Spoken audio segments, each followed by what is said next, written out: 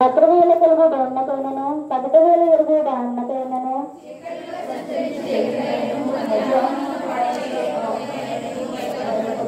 నీ ప్రక్కన 1000 మంది పడినను నీ కుడిపక్కన 10,000 మంది కూలినను అపాయము నీ యొద్దకు రాదు. యెహోవా నీవే నా ఆశ్రయము అని నీవు మహోన్నతుడైన దేవుని నీకు నివాస స్థలంగా చేసుకుని ఉన్నావు.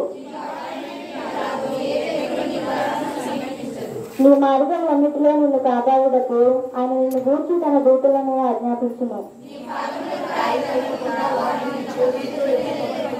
నీవు సింహములను నాగపాములను త్రొక్కుదవు, కొడమ సింహములను భుజంగములను అనగద్రొక్కుదవు.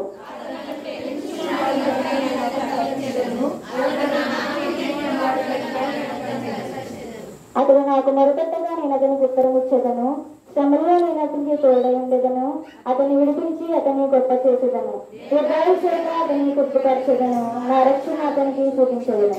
మన తండ్రి అయిన దేవుని ప్రభు యేసుక్రీస్తు కృపా సమాధానములు మీకు కలుగును గాక. ఆమేన్. కూర్చున్నామండి.